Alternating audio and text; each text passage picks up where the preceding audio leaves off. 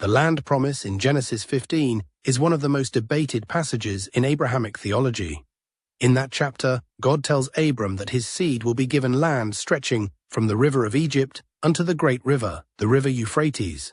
For many readers, this verse has become the foundation for major religious and political claims about the land. Many Messianic Jews and Christian Zionists interpret this promise as a divine grant of Eretz Yisrael, or Greater Israel, to the Israelites or the Jewish people. In this view, the promise belongs specifically to the descendants of Jacob, and continues to support Jewish claims over a wide territory in the modern Middle East. However, another interpretation argues that Genesis 15 should not be read only through the later history of Jacob's descendants. The passage speaks of Abraham's seed, but it does not yet name Isaac, Jacob, or the Israelite nation. At this point in the biblical story, the promise is still attached directly to Abraham and his wider line of descent. This detail is important because the next major birth narrative after Genesis 15 is the birth of Ishmael, Abraham's firstborn son. Ishmael appears before Isaac in the biblical sequence, and he is traditionally understood as the ancestor of many Arab peoples.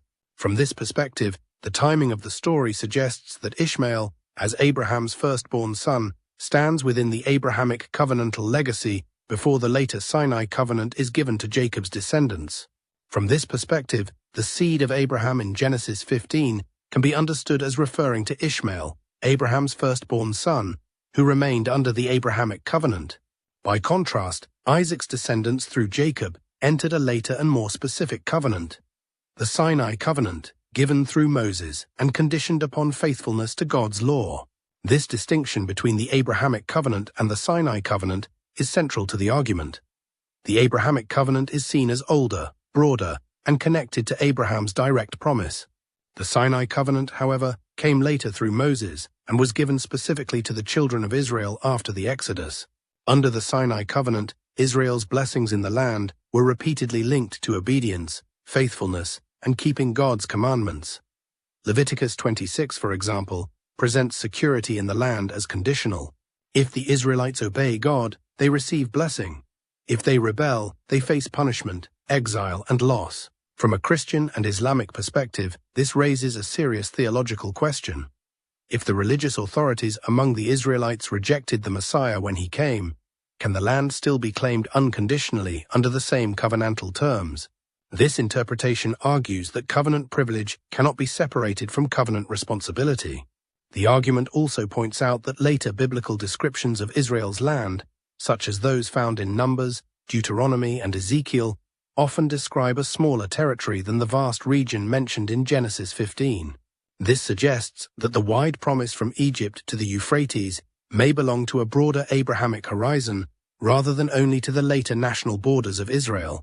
Supporters of this reading argue that the spread of Ishmael's descendants and the later expansion of Islam across a vast region, including lands between Egypt and the Euphrates and even beyond, may be understood as a historical fulfillment of God's promise to Abraham through Ishmael.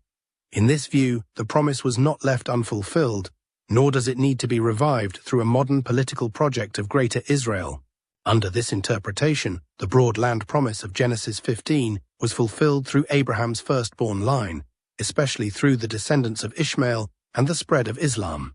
The later covenant with Israel at Sinai had its own separate land framework, but it was narrower, more specific, and conditional upon obedience to God's law. This reading therefore challenges the claim that Genesis 15 automatically supports modern territorial expansion in the name of Greater Israel. It argues that such a claim may confuse two different covenants: the Abrahamic covenant associated with Ishmael and the Sinai covenant associated with Jacob's descendants. The deeper issue is not only geography, but covenant theology.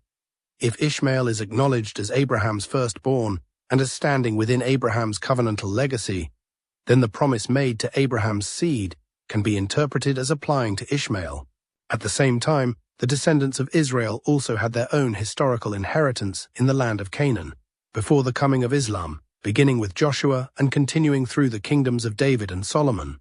In this view, the Israelites did receive and rule the land within their own biblical history. However, that inheritance belonged to the later Sinai covenant, which was given through Moses and tied to obedience, justice, and faithfulness to God's law.